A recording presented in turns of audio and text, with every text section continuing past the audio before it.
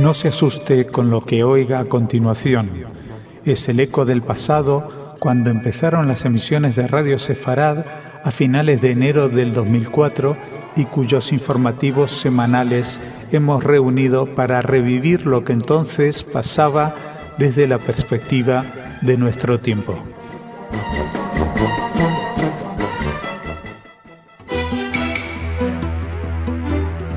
Bienvenidos, esto es Radio Sefarad y estas son las noticias. Empezamos con los titulares de hoy. Netanyahu insta a las potencias mundiales a marcar una clara línea roja para limitar las actividades nucleares de Teherán, mientras la administración Obama podría estar planeando aumentar su amenaza militar contra Irán. Les contaremos también que la Fuerza Aérea Israelí atacó el norte de la franja en respuesta al lanzamiento de cohetes desde Gaza. Y acabamos la parte más conectada a la política con una buena noticia. El turismo israelí en estos tiempos de crisis salva la temporada en Besalú, uno de los principales puntos de interés turístico de Girona. Además de en esta parte política, Raquel, también nos contarás noticias culturales, ¿no? Sí, por supuesto. Hola Jordi, hola a todos nuestros oyentes. Bueno, pues si te parece empezamos ya en Israel, porque el primer ministro, Benjamin Netanyahu, ha pedido a las potencias mundiales, como decíamos, que marquen una clara línea roja para limitar las actividades nucleares de Irán. En declaraciones de Netanyahu, creo que debe decirse la verdad. La comunidad internacional no está colocando una clara línea roja para Irán e Irán no ve la determinación internacional de detener su programa nuclear. Son declaraciones del primer ministro a su gabinete. Además, agregó, a menos que Irán vea esta clara línea roja y una clara determinación, no va a parar de seguir adelante con su programa nuclear e Irán no debe tener armas nucleares. Netanyahu además criticó unánimemente a los representantes de los 120 países que acudieron a la cumbre del Movimiento de Países No Alineados, celebrada en Teherán y de la que les hemos venido hablando. Allí, en esta cumbre, dijo, se escucharon discursos antisemitas de las autoridades iraníes sin que nadie se levantara y sin que nadie abandonara la sala. Esta ausencia de protestas se agrava aún más, añadió Netanyahu, después de los recientes informes de la Agencia Internacional de la Energía Atómica que revelaron avances de Irán en su programa nuclear. Los comentarios de Netanyahu parecen manifestar la impaciencia de Israel hacia Estados Unidos y no solo hacia Estados Unidos, hacia esos otros países que también apuestan por presionar para dar más tiempo a la diplomacia y las sanciones y evitar un ataque israelí en solitario en contra de Irán. Precisamente, sí. Sí, no, te iba a decir que parece que Estados Unidos le ha respondido, ¿no? Sí. A Netanyahu, porque el periódico New York Times se hace eco de un informe que revelaría que los americanos están implantando un plan para aumentar la amenaza militar contra Irán. Un plan que incluye más maniobras navales y la colocación de nuevos sistemas antimisiles en el Golfo Pérsico, el aumento del veto al petróleo iraní y declaraciones públicas más agresivas de Obama. El informe se realizó, al parecer, después de estas declaraciones de Benjamin Netanyahu el pasado domingo, donde dijo que el mundo no estaba lanzando un ultimátum claro a Irán para abandonar sus ambiciones nucleares. Altos funcionarios de la administración de Obama están divididos sobre cuán dura debe ser la línea tomada contra Irán públicamente con las elecciones presidenciales estadounidenses a solo 2 meses de distancia. El candidato republicano Mitt Romney ha atacado a Obama por no hacer lo suficiente para desarticular la iniciativa iraní de obtener armas nucleares. La administración del presidente de Estados Unidos, Barack Obama, estaría realizando un esfuerzo, no sabemos si último, para convencer a Israel de no atacar unilateralmente a Irán y forzar a la otra parte, a Teherán, a mantener negociaciones con su programa nuclear de manera más seria. De hecho, uno de las reivindicaciones de los principales mensajes oficiales de la cumbre de países no alineados fue la reivindicación de estos países de su derecho a una energía nuclear pacífica, que no sabemos si en el caso de Teherán es así, sospechamos que no tanto. Bueno, esperamos que Estados Unidos lo consiga. Claro que en plena campaña electoral no creemos que sea una preocupación prioritaria, sí más bien un tema de debate y enfrentamiento entre los dos candidatos a la presidencia de Estados Unidos. Me temo, Raquel, que para esperar una respuesta clara de Estados Unidos habrá que esperar a después de las elecciones, ¿no? Seguramente. Ahora están centrados en ganar.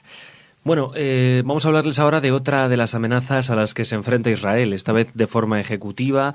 En respuesta a los ataques desde Gaza, la Fuerza Aérea Israelí atacó el norte de la Franja de Gaza. Aviones israelíes atacaron objetivos terroristas en el norte de la Franja en respuesta a los continuos lanzamientos de cohetes registrados en la última semana y que les hemos venido contando aquí en Radio Sefarad. El ejército israelí no tolerará ningún intento de dañar a sus ciudadanos, así como tampoco soldados, aseguró el portavoz del ejército. Fueron alcanzados con precisión lugares con actividad terrorista y campos de entrenamiento de Hamás. El mismo portavoz del ejército israelí ha declarado que la organización terrorista Hamás tiene la responsabilidad de cualquier actividad terrorista que tenga su origen en Gaza. Lo tenemos claro. Seguro que ustedes también, nuestros oyentes de Radio Sefarad. Lástima que no todos los responsables políticos, medios de comunicación y opiniones públicas del mundo lo sepan o lo expresen tan claramente como este portavoz del ejército israelí. Bueno, vamos a seguir ahora, Raquel, con turismo, porque el incremento del número de turistas israelíes ha salvado la temporada estival en la localidad de Besalú, en Girona. Lo contábamos al principio del informativo. Un 12% de los visitantes de esta población tan vinculada al judaísmo han sido turistas procedentes de Israel. El Mikvé y el centro de interpretación de la sinagoga son los principales puntos de atracción de esta Besalú judía. Muy buena noticia, y si ellos vienen, seguimos con buenas noticias, y si ellos vienen hacia nosotros tenemos ahora una manera diferente de viajar a Israel. Pues sí, la naviera MSC Cruceros ha presentado su nuevo itinerario por el Mar Rojo para la temporada de invierno 2012-2013, con embarques en Sharm el Sheikh, en Egipto, y bueno, del 10 de noviembre al 20 de marzo la compañía realizará cruceros regulares de 8 días con escalas en Safaga, en Egipto, en Eilat, en Israel, en Aqaba, en Jordania, y en Ain Shukna, en Egipto también, regresando de nuevo a Sharm el Sheikh. A nosotros la escala que más nos gusta, como comprenderán, es la de Eilat, pero bueno, seguro que los otros lugares son preciosos también.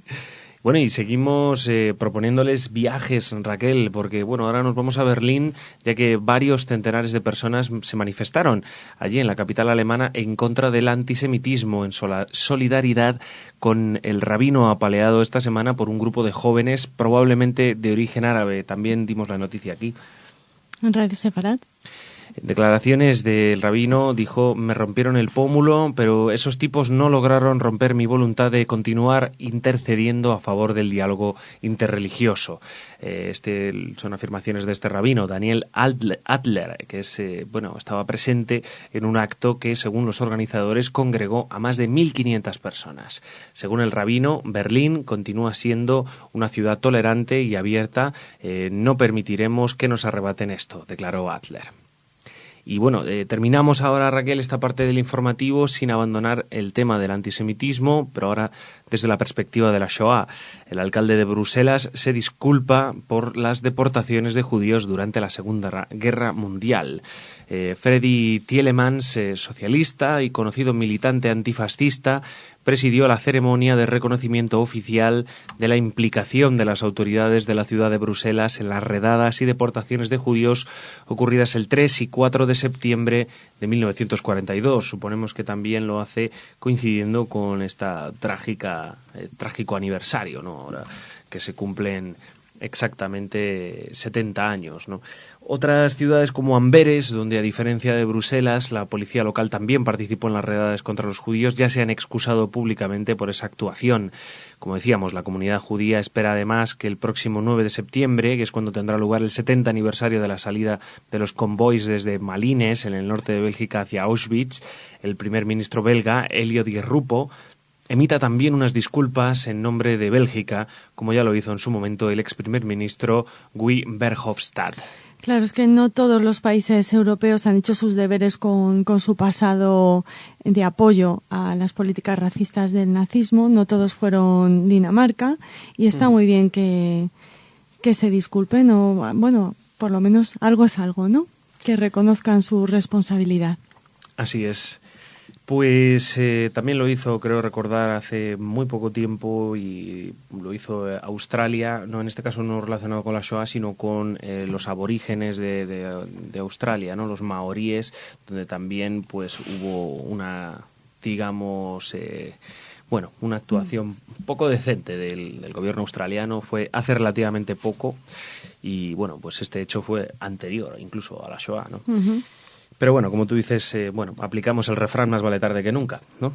Y ahora dejamos el tema de Shoah, Raquel, pues vamos a hablar de cultura, ¿no? A ver, cuéntame qué noticias culturales tienes ahí. Pues mira, vamos a invitar a nuestros oyentes a un ciclo de conferencias sefardíes y para ello, les hablamos de un museo al que nos referimos con cierta frecuencia en Radio Sefarad, el Museo Judío David Melul de Béjar, en Salamanca. Los días 5, 6 y 7 de septiembre programa una serie de conferencias relacionadas con el judaísmo que comienzan el próximo miércoles con una disertación a cargo de Elena Romero, de una de las máximas autoridades dentro de los estudios sefardíes. Su conferencia lleva el título Historia del pueblo sefardí. Al día siguiente, el 6 de septiembre, será Aitor García Moreno, el profesor García Moreno, el que hablará de una visión panorámica de los usos y costumbres judíos. Y para terminar, el viernes 7, Elisa Martín Ortega nos hablará de la mirada vital y espiritual de los sefardíes hasta la Segunda Guerra Mundial. Será, como les decimos, en el Museo Judío de Béjar. Cuenta con el apoyo del Ayuntamiento en las concejalías de Educación y Museos. Si quieren más información, acudan por favor a la página web del Ayuntamiento de Béjar. Y la siguiente noticia, Jordi, es cinematográfica, porque hay una israelí, Rama Borstein, está presentando su película Fill the Void. Es la historia sobre una joven dividida entre el amor y sus obligaciones familiares en el Festival de Cine de Venecia. La cinta tiene una sinopsis muy curiosa. Es la historia de una chica jasídica de 18 años que está bastante traumatizada porque han concertado un matrimonio con un joven al que ha visto brevemente en un supermercado. Todo cambia cuando la tragedia golpea a la familia y la hermana de Esther, su hermana mayor, muere en el parto. Y ya no podemos contar más porque esta trágica muerte, trae implicaciones en las que también se va a ver complicada Shira con otro matrimonio. Ajá. Es una historia que nos habla de la comunidad, de una comunidad aislada de jasídicos en Tel Aviv, y ofrece la mirada de esta realizadora que la lanza sobre la vida ortodoxa, sus rígidas costumbres y tradiciones, pero que también trata de introducir temas más amplios como las relaciones sentimentales en estos ámbitos tan desconocidos. La directora Burstein ha dedicado más de una década a enseñar y producir cine en la comunidad judía ortodoxa. Algunas de sus películas solo son para mujeres, ya que, como saben, a los hombres jasídicos se les tiene prohibido ver a las mujeres en la gran pantalla. Uh-huh. Y otro dato curioso es que Rama Borstein es una de las 21 directoras que están compitiendo en la edición actual del Festival de Cine de Venecia. Un incremento interesante porque el año pasado había 0 mujeres realizadoras en este certamen. Así que les felicitamos desde aquí y le deseamos lo mejor a Rama Borstein con su película. Venecia, que está siendo ahora, ¿no? El Festival de Venecia. Sí, en estos días. Así que el año pasado 0 realizadoras. 0 realizadoras y este año hay una incluso de Arabia Saudí. O sea que es una muy buena noticia. Eso está bien. Bueno, pues nada, Raquel, muchas gracias. A ti, hasta mañana. Mañana más noticias. Hasta mañana.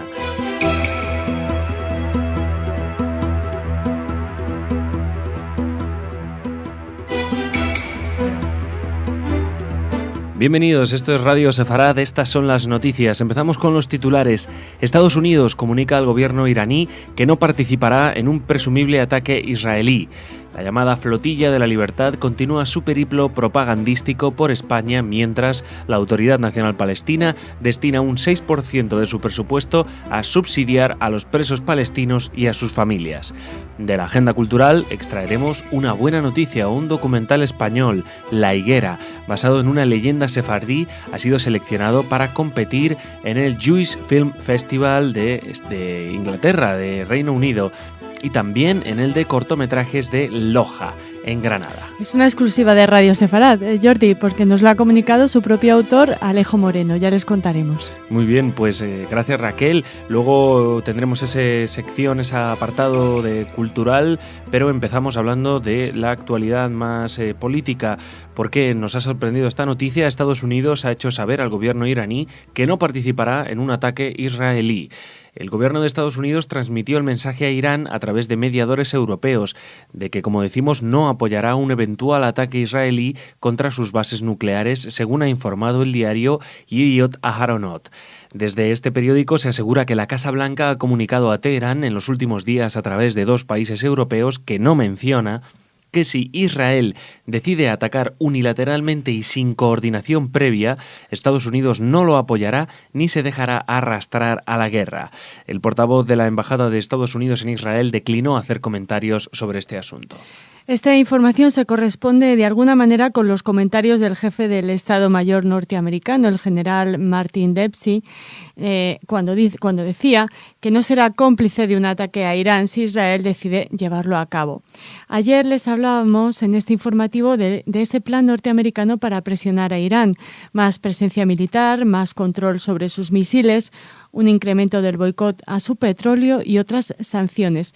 Estados Unidos apuesta claramente por una solución no bélica, confiando todavía en que Teherán modifique su actitud. Mientras, Netanyahu considera el programa nuclear iraní una amenaza existencial e insiste en que las sanciones internacionales no están funcionando y no han conseguido frenar el proyecto de Teherán. Seguimos ahora aquí en España con el velero Estelle, de esa franquicia, podemos llamarlo así ya, sí, de la llamada Flotilla de la Libertad. Prosigue con su navegación propagandística antes de poner rumbo a Gaza. Buscan adhesiones y la solidaridad y el apoyo de los españoles con el pueblo palestino. Así lo han asegurado en rueda de prensa los representantes de la coalición internacional, coincidiendo con la reunión de 2 días que han mantenido en Madrid para estudiar nuevas acciones. El Estelle llegará a Santa Pola, Alicante, el próximo día 10, a la capital alicantina el 11 y concluirá su periplo por el territorio español en Barcelona el 16 de septiembre.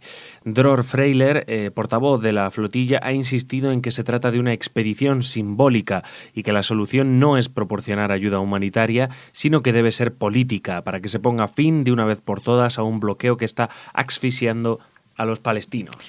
Y están logrando estas adhesiones con su desinformación y su glamour maniqueo, eso de buenos y malos.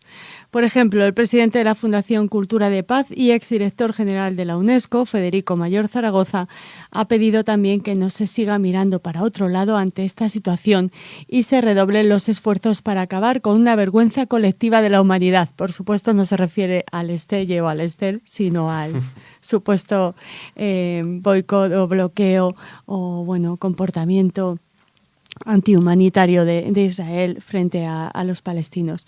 Más de lo mismo, la misma desinformación y, lamentablemente, en ocasiones, la misma mala fe. Déjame añadir, Raquel, que si van hacia Gaza, si van primero a Alicante y luego a Barcelona, se están equivocando de camino. Pero bueno...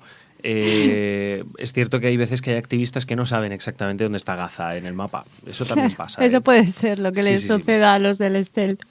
Bueno, seguimos. Lo que, entre otras cosas, no sabrá Mayor Zaragoza, este hombre del que hablábamos antes, y mucha gente más, es que la Autoridad Nacional Palestina emplea un 6% de su presupuesto en sueldos a palestinos presos y familias de terroristas suicidas. Se lo vamos a contar nosotros. Según señala un informe de Canal 2 de la televisión israelí, la Autoridad Palestina paga decenas de millones de shekels mensualmente a los terroristas palestinos presos en Israel, incluyendo a aquellos que han cometido crímenes masivos contra la población civil. El informe indica que el año pasado el primer ministro Salam Fayyad triplicó el salario mensual de los presos y que la autoridad palestina también paga metódicamente subsidios mensuales a los familiares de los terroristas suicidas, aquellos que murieron realizando un acto terrorista.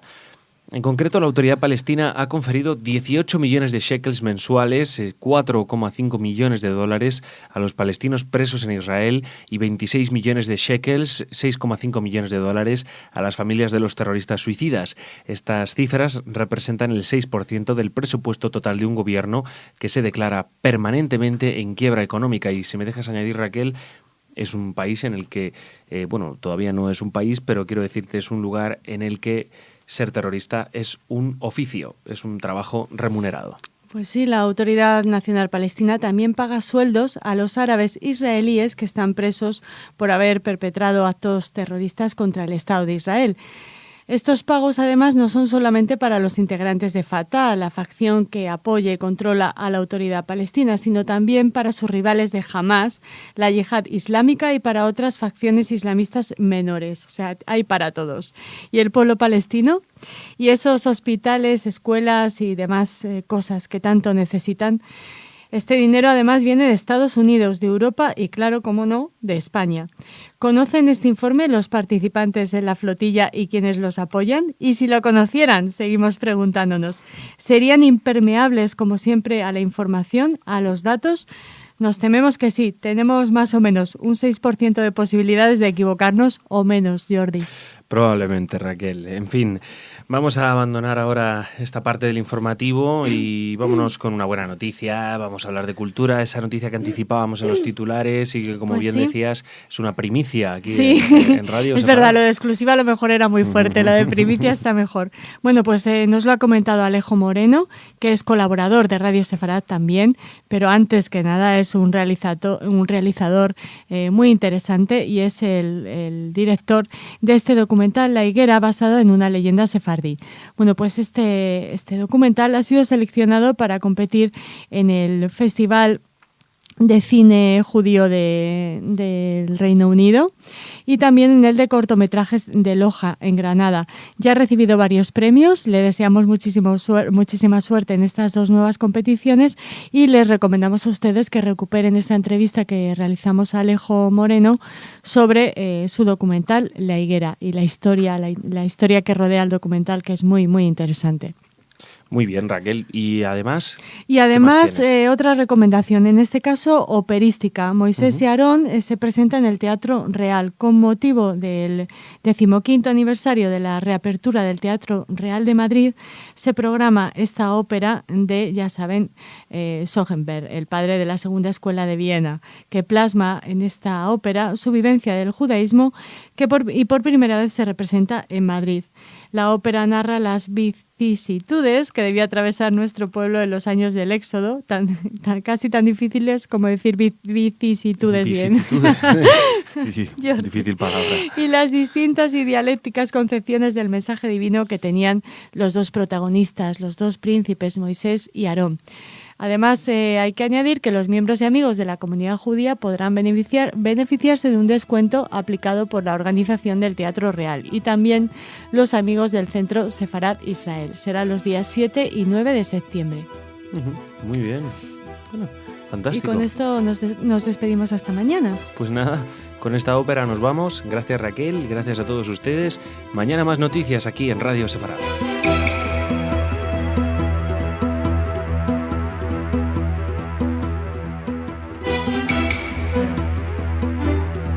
Bienvenidos, esto es Radio Sefarad y estas son las noticias. Empezamos con los titulares, mejor dicho, con declaraciones de Shimon Peres. Desde Hitler no hay un líder como Ahmadinejad. Políticos y ciudadanos israelíes rechazan un posible ataque a Irán y, por su parte, Benjamin Netanyahu, tras las amenazas del grupo terrorista Hezbollah, ha ordenado a la Fuerza de Defensa de Israel proteger las instalaciones energéticas. Y antes de pasar a la agenda cultural, hola Raquel. Hola. Les vamos a hablar de un homenaje en Alemania a las víctimas de las Olimpiadas de Múnich 72. Pero comenzamos con esas declaraciones de Shimon Peres, que se pronunció sobre la figura de Ahmadinejad en una reunión con el ministro de Relaciones Exteriores italiano, Giulio Terzi. En el encuentro, ambos dirigentes hablaron sobre la cuestión iraní, la situación en Siria y las relaciones entre ambos países. Desde Hitler no hay un líder como Ahmadinejad que llama a la aniquilación de otro pueblo. Estas son las fuertes declaraciones del presidente israelí Shimon Peres, quien también se refirió a la conferencia de países no alineados que, como saben, tuvo lugar la semana pasada en Teherán, calificándola de conferencia de la hipocresía. Sobre las intenciones iraníes, Peres declaró además: Irán busca dominar en Medio Oriente con la hegemonía del terror y la religión. Envían armas y apoyo a Hamas y a Hezbollah. Nos preguntamos si el siempre comedido presidente israelí ha decidido lanzar mensajes de este calibre que despierten un tanto a la letargada opinión pública mundial y a los líderes políticos para que de verdad establezcan esa línea roja de la que hablaba Netanyahu, esa línea que detenga los ataques, verbales o no, iraníes a Israel. Seguimos en Israel. Políticos y ciudadanos de este país rechazan un posible ataque a Irán. Los indignados, los así llamados o así conocidos como indignados israelíes llevan manifestándose las últimas 3 semanas frente a la casa del ministro de Defensa, Ehud Barak, para advertir de las consecuencias que podría conllevar un ataque militar a Irán. Los manifestantes corean consignas como no a la guerra y portan pancartas en las que condenan a las autoridades y sus políticas irresponsables. Por su parte, varios parlamentarios israelíes se negaron a firmar una carta de apoyo a la postura del primer ministro, Benjamin Netanyahu, quien no descarta, como saben, un ataque militar contra las instalaciones nucleares de Irán. Barak afirmó hace pocas semanas que el gobierno de Israel ha decidido impedir que Irán se convierta en una potencia nuclear y que todas las opciones están sobre la mesa. Y cuando lo decimos, comentaba Barak, lo decimos en serio. Los manifestantes y opositores políticos también son firmes en su rechazo a una posible solución bélica. Una vez más, y también sobre este tema, la sociedad israelí se muestra poliédrica y heterogénea. ¿Se imaginan una actitud igual en Irán? ¿Permitiría Ahmadinejad estas manifestaciones, esta oposición? Seguimos en Israel. Allí el primer ministro ha ordenado a la Fuerza de Defensa de Israel proteger las instalaciones energéticas tras las amenazas vertidas por el líder terrorista de Hezbollah, Hassan Nasrallah, quien afirmó que sus misiles apuntarían a estaciones energéticas si se produjera una guerra. Un comité que incluye funcionarios del Comando del Frente Interno, el Consejo de Seguridad y el Ministerio de Energía y Agua determinará qué sitios deben tener una mayor prioridad de protección. Además de las estaciones de energía y almacenamiento de combustible y gas, serán estudiadas otras, como las plantas de desalinización, las estaciones de bombeo de agua, las instalaciones de almacenamiento, las cañerías y los sistemas de entrega de gasolina. Durante la guerra de 2006, diferentes refinerías de gas y petróleo fueron objetivo de los misiles contra Israel. También explotaron proyectiles cerca de grandes estaciones de energía en Hadera, entre Haifa y Tel Aviv. Un ataque directo sería catastrófico para Israel. No es difícil adivinarlo, afectando la electricidad de miles de negocios y millones de hogares. Hasta ahora, además, misiles de Hamas lanzados desde Gaza han estado a punto de explotar cerca de tanques y refinerías de tanques de gasolina y refinerías en Asdod y de la gran estación de generación de electricidad de Askelon. Israel se prepara, pues, protegiendo algo vital, las fuentes de energía. Bueno, y ayer se cumplieron 40 años del trágico atentado contra 11 atletas israelíes en Múnich, en Alemania, al menos en Alemania, lo han recordado. El aeropuerto militar de Fürstenfeldbruck, donde fueron asesinados 9 deportistas, otros 2 ya habían sido abatidos en la Villa Olímpica, un policía alemán y 5 de los 8 terroristas tras una operación fallida para salvar a los rehenes, ha sido el escenario de un acto conmemorativo en recuerdo de las víctimas. Lo importante, en opinión del cónsul general de Israel en Baviera, Tibor Shalev, es que el 40 aniversario del atentado no sirva para dejar atrás todo lo ocurrido, sino que se convierta en un hito para mantener el recuerdo, sobre todo entre las nuevas generaciones, dijo. Estamos trabajando conjuntamente para que los 11 deportistas y el policía alemán continúen conservando en el futuro un rostro en nuestra memoria, declaró el diplomático recientemente en la presentación del Fürstenfeldbruck de una exposición y el catálogo 5 de septiembre de 1972, el fin de los Juegos Felices de Múnich. La muestra, que podrá verse por primera vez este miércoles, documenta con fotos, vídeos y recortes de prensa del atentado de 1972 y lo sitúa en el contexto general de los Juegos Olímpicos de Múnich. Los de 1972, estos Juegos alemanes, pretendían ser unos Juegos felices en contraposición a los celebrados en 1936, presididos por Adolf Hitler. Seguro que tienen esa imagen en sus retinas.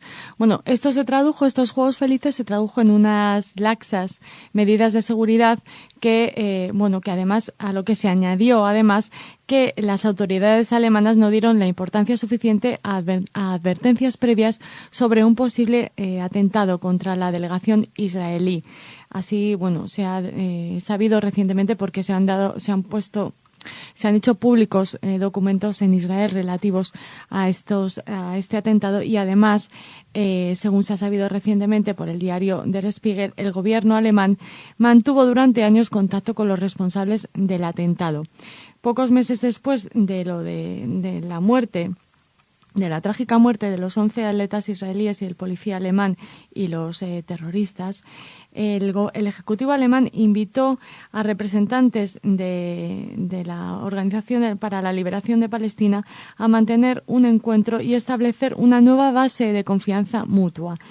Según Der Spiegel, el gobierno no exigió a los terroristas un abandono de la violencia, sino únicamente que no realizaran atentados en territorio alemán. Y los palestinos, por su parte, reclamaron el reconocimiento político de la Organización para la Liberación de Palestina, la OLP.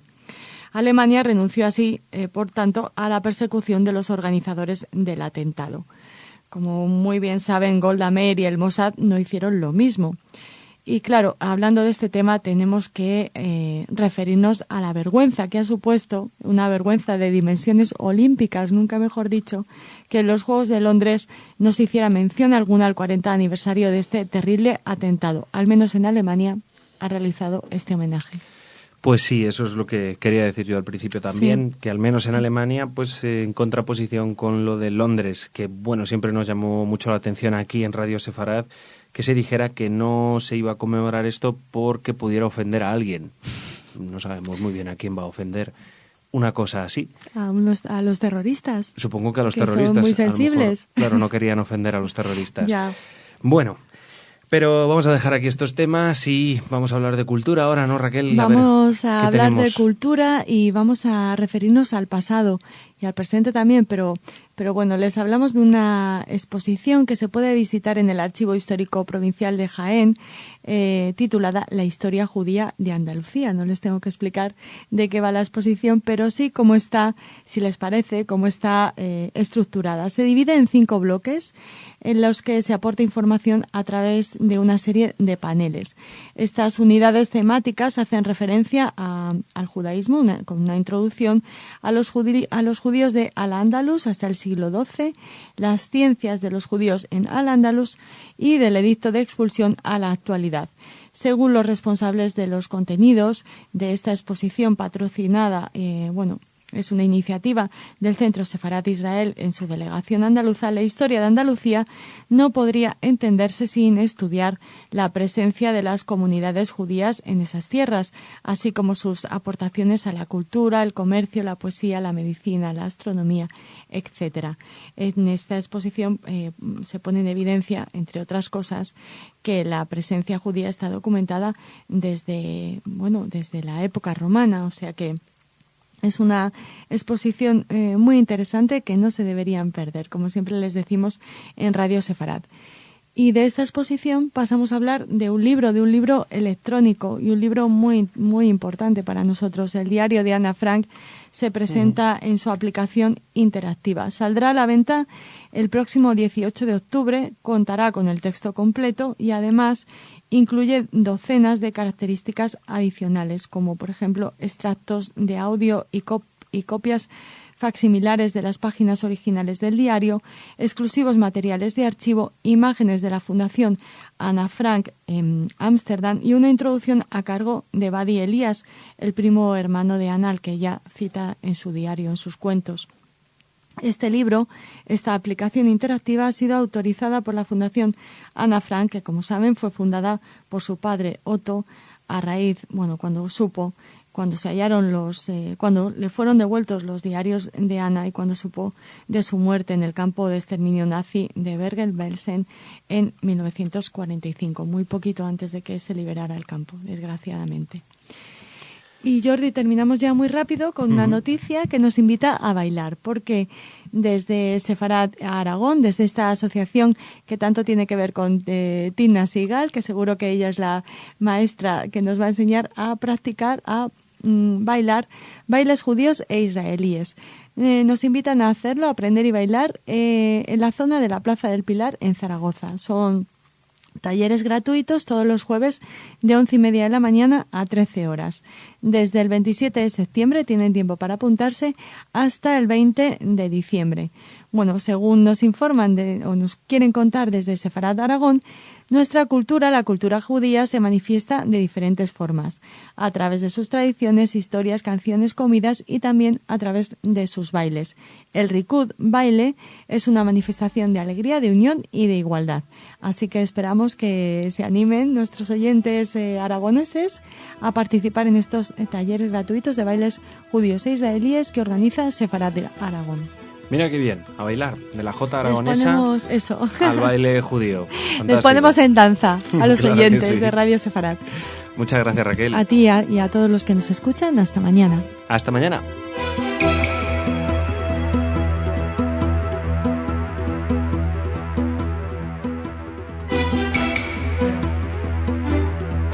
Bienvenidos, esto es Radio Sefarad y estas son las noticias. Empezamos con los titulares de hoy. La Unión Europea emprende una investigación sobre antisemitismo en 9 países.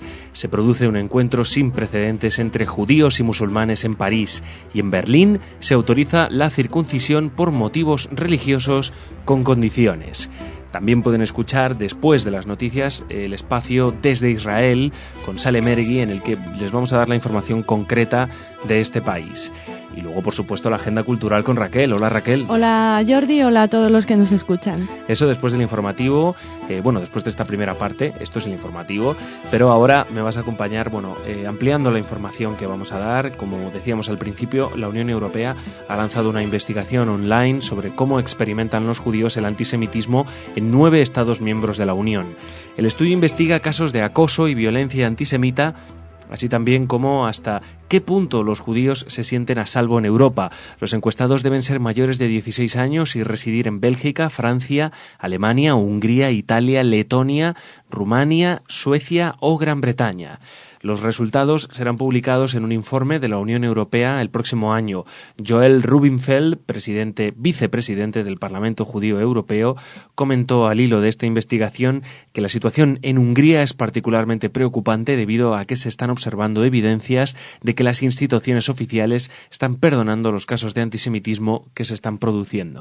Les ponemos un ejemplo. El partido político húngaro de derecha Jobbik tiene 2 páginas de internet, una oficial y la otra no oficial, que es abiertamente antisemita y opera desde Estados Unidos. Las autoridades húngaras no están juzgando a los operadores del sitio web ni a los responsables de los contenidos por discurso del odio. Así que incluso a pesar de que sus identidades son conocidas, no se está haciendo nada, como ha denunciado el vicepresidente del Parlamento Judío Europeo. Es una pena, Raquel, que este estudio o esta investigación no se abra a más países, por ejemplo, también a España, ¿cómo no? Bueno, aquí tenemos el Observatorio contra el Antisemitismo, que también emite sus informes, son muy interesantes. El último, pues revela datos, no tan alarmantes, afortunadamente, como en Hungría, pero bueno, siempre hay casos. Y desde Radio Sefarad, tanto como desde el Observatorio, pues se alerta de que no hay que cerrar los ojos, como parece que hacen en Hungría ante estos hechos. Así es, Raquel. Bueno, vamos a seguir. Una buena manera para luchar contra el antisemitismo es propiciando encuentros como el que se ha celebrado en París. También lo contábamos en los titulares, porque se reunieron 70 líderes religiosos musulmanes y judíos para pedir tolerancia cero ante los ataques xenófobos en Europa. La reunión ha sido una iniciativa de la Fundación de Entendimiento Étnico con la participación del Congreso Judío Europeo y la Gran Mezquita de París. Somos todos musulmanes, somos todos judíos, dijeron. No hay un conflicto entre el judaísmo y el islam. Hay, sin embargo, un conflicto entre aquellos que creen en la tolerancia y aquellos que quieren destruir la vida. Esto es lo que afirmó el rabino Mark Schneier, presidente y cofundador de la Fundación de Entendimiento Étnico. La reunión de judíos europeos y líderes musulmanes atrajo a algunos de los líderes judíos y musulmanes más prominentes de Europa, quienes se posicionaron firmemente contra el reciente aumento de ataques físicos y verbales en las dos comunidades. Dalia Boubeker, rector de la Gran Mezquita de París, habló de en la apertura del evento y enfatizó que el Sagrado Corán respeta profundamente a las tres fes abrahámicas. Además, pidió a los líderes religiosos trabajar juntos para terminar con el racismo y la xenofobia en Europa. Por su parte, Moshe Kantor, presidente del Congreso Judío Europeo, agregó que los ataques recientes contra las prácticas religiosas en Europa son un asalto a todas las personas de fe y son un golpe contra la libertad de expresión, la base de una sociedad europea libre, democrática y tolerante. Bueno, pues lo que decías al principio, Jordi, que este tipo de encuentros son beneficiosos para luchar precisamente contra esas expresiones de antisemitismo o de xenofobia que se están dando preocupantemente en Europa. Una brillante noticia, un brillante encuentro que ojalá se repita en muchas partes del mundo, también para romper todo tipo de estereotipos y, malintencionados pensamientos. Este tipo de circuncisiones en menores, como les contábamos hace ya un par de meses, seguirán sin estar penalizadas en la capital alemana, aunque sujetas a estrictas condiciones, anunció ayer el titular de Justicia de Colonia, el cristiano... de Berlín. Es que tú dices que lo prohibieron habías dicho que lo habían prohibido en Berlín, y no lo habían prohibido en Berlín, lo habían prohibido en Colonia, y el que habla ahora es en Berlín. ¿He dicho yo en Berlín? ¿Que lo han prohibido en Berlín? Sí, has dicho... sí. Vale. No lo has dicho con esas palabras, pero se entendía como que era en Berlín y había sido en Colonia. Y el que ahora decide que no está prohibido, empieza desde el principio y ya está. Ok, sí. Continuamos en Europa. Seguro que recuerdan la controversia surgida en Alemania debido a la circuncisión por motivos religiosos. Pues hay novedades en el tema, se las contamos. Este tipo de circuncisiones en menores seguirán sin estar penadas en la capital alemana, aunque sujetas a estrictas condiciones. Es lo que anunció ayer el titular de Justicia de Berlín, el cristiano-demócrata Thomas Heilmann. Las autoridades berlinesas responden así a la controvertida sentencia de finales de junio de la Audiencia Provincial de Colonia, que califica la circuncisión en menores por motivos religiosos de lesión física ilegal y sancionable. Según el tribunal, esta práctica vulnera el derecho de autodeterminación del niño, que debe primar sobre la libertad religiosa. Desde ahora en Berlín, los padres o tutores de menores judíos o musulmanes tendrán que confirmar de forma expresa y por escrito que aprueban la intervención. Además, los padres deberán certificar la motivación religiosa y la necesidad de la circuncisión, por ejemplo, mediante una confirmación de su comunidad. Por otra parte, la intervención solo podrá ser practicada por un especialista y cumpliendo los estándares médicos, aunque no deberá realizarse necesariamente en un hospital. Si se cumplen los estándares médicos, la circuncisión se puede practicar también en casa o en la sinagoga, agregó Heilmann, quien indicó que para ello se precisará de una especial esterilización del lugar, garantizar el menor dolor posible y un tratamiento adecuado posterior a la intervención. De esta normativa quedan excluidas las circuncisiones que se practiquen por razones médicas. La sentencia de Colonia, dictada en respuesta al caso de un niño musulmán, desató una ola de protestas entre las comunidades judía y musulmana y amplias muestras de solidaridad hacia esas religiones por parte de sectores cristianos, así como del propio gobierno alemán. De hecho, el Parlamento alemán también aprobó en julio, por amplia mayoría, una resolución defendiendo la legitimidad de la circuncisión en menores de edad como exponente del respeto a la libertad religiosa. Si me permite, Raquel, una pequeña opinión al respecto. ¿Sí? Me parece genial el tema higiénico, fundamental en toda sociedad. Y también, a modo de broma, diré que, más trámites burocráticos. hasta para los bebés. Seguramente ahora tendrán que rellenar un montón de papeles en Alemania para llevar a cabo la circuncisión. Bueno, pues con esta noticia vamos a terminar esta parte del espacio informativo y seguimos ahora con agenda cultural. A ver, Raquel, cuéntame qué tienes ahí. Pues mira, tengo propuestas musicales y cinematográficas. ¿Te parece que empecemos con las musicales? Sí, venga, genial. Pues con motivo del intercambio turístico del que les hemos hablado entre Toledo y Lucena, ya saben, la perla de Sefarad, así como del 5º encuentro en la Judería de Toledo, que centra sus actos en la próxima conmemoración de Rosh Hashanah, del Año Nuevo Judío. Del 14 al 16 de septiembre se celebra esta conmemoración en Toledo. Bueno, pues el coro Eli Hosanna de la ciudad de Lucena actuará el próximo sábado 15 de septiembre, nada más y nada menos que en la Sinagoga del Tránsito de Toledo.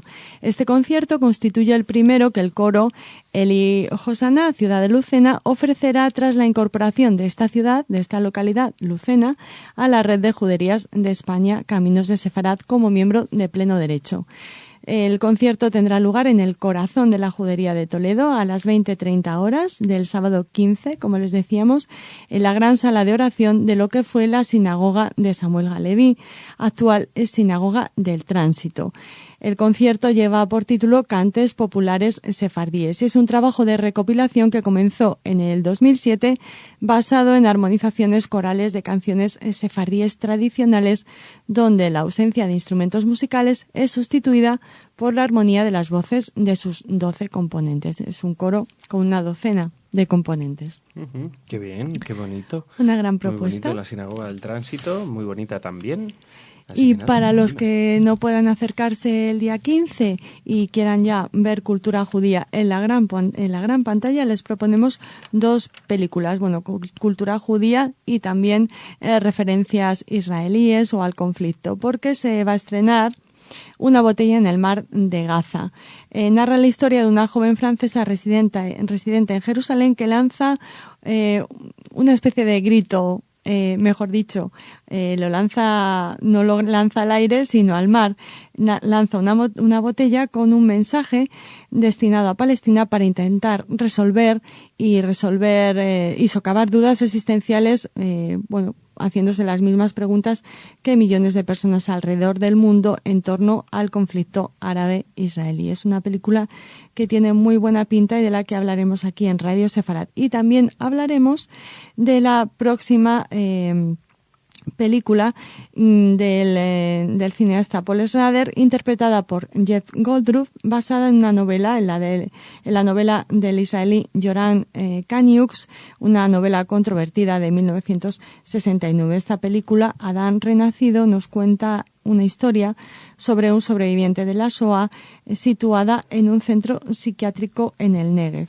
O sea que hasta ahí podemos leer, como diría el clásico. También vamos a hablar de esta película en Radio Sefarad con uno de nuestros expertos, con Alejo Moreno, al que recibiremos próximamente, y todavía no hay fecha de estreno. La que sí sabemos que se va a estrenar, ya hay fecha, es la que les decíamos, la de Una botella en el mar de Gaza, que se estrena el próximo viernes 14 de septiembre. Bueno, pues nada, un apoyo al cine en general también. Ahora que parece que con la subida del IVA aquí en España nos van a subir bastante las entradas, pero bueno, hay que ser selectivo. Hay que ahorrar para ir a ver estas películas de temática judía o israelí. Por supuesto, y si no, también una apuesta por el cine online, que yo creo que también es el futuro, ¿no? Puede ser el futuro, hombre. Lo malo es que no es lo mismo verlas en esa pantalla tan grande, ¿verdad, Raquel, que verlas en la pantalla del ordenador? Pero bueno, si la película es buena... Claro. Hay que verla. Shabbat Shalom. Shabbat Shalom, Raquel. Mañana no, pero el martes volvemos aquí con más noticias a Radio Sefarad.